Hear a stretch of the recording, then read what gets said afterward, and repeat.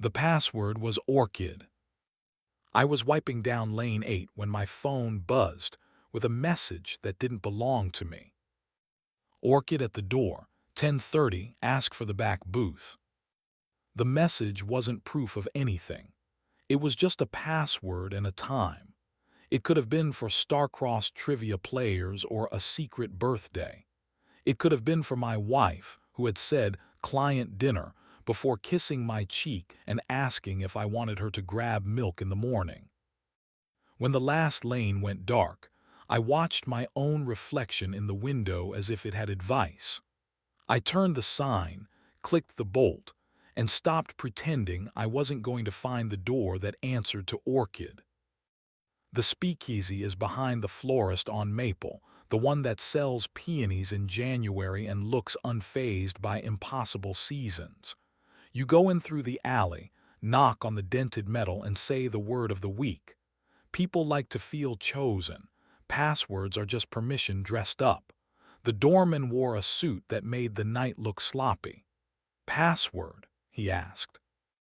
"Orchid," I said, and hated how my voice made it sound like a question. I didn't go straight over. I stood at the bar and ordered club soda because I didn't trust whatever else I might order. The bartender had the kind eyes of a person who's been paid to witness. "First time?" he asked. "Feels like it," I said. "Password?" he asked, smiling. "Orchid." "Good one," he said. "People get poetic when they're up to something." I took 2 sips. I took 3 breaths. The room didn't fix me. Bars never do. They just give your worry a soundtrack. I walked to their table when Lena laughed at something and put her hand, briefly, on Jonas's wrist. The gesture was small.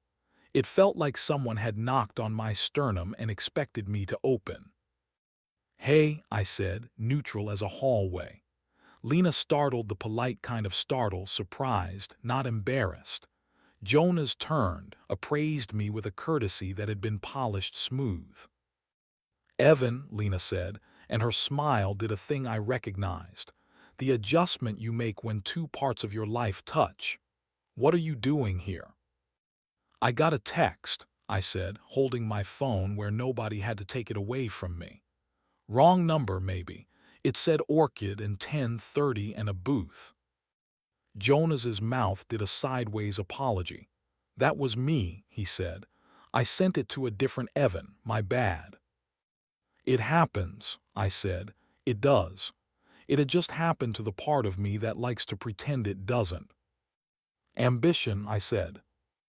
"Panic in a better outfit," she said, and Jonas laughed at himself like it was a practiced skill.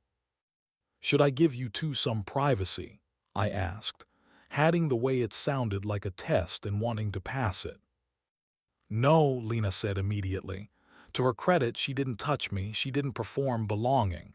"Sit," she said, "if you want." I sat on the bench beside her, not quite touching, the way you sit next to someone on a bus when you're not sure who they are to you. Jonas clocked the choice, adjusted his posture into a neutral triangle with the table. He asked me about the alley. I told him about the league bowlers who bring their own balls like talismans. He told me about food trucks and brand tone like they were cousins. We were very civilized. It felt like borrowing a shirt that didn't fit yet. After a while, Jonas checked the time, apologized for the hour, and stood. "Lena," he said, "tomorrow we'll finalize the run of show." To me, "Good to meet the husband. You're a legend in the office for fixing the dryer." I had once installed a vent hose when the maintenance guy failed to show. Legends are cheap if the bar is low. When he left, the room breathed differently. Lena put her hand on the table near mine. "Thank you for not deciding what happened," she said. "I'm still undecided," I said. "That's what brought me." "What fight?" "The one where you think the password replaces the truth," she said. "Evan, I've been restless. That's not a conspiracy. It's just a sentence I don't like saying at home." "Say it here," I said, and surprised us both with how steady it came out. I didn't rush to be clever. Cleverness is a way of refusing the actual conversation. "Do you want him?" I asked finally.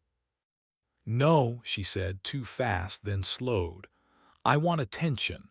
I want the wind you get when a door opens, and I want to be the one opening it, not the person being blown around."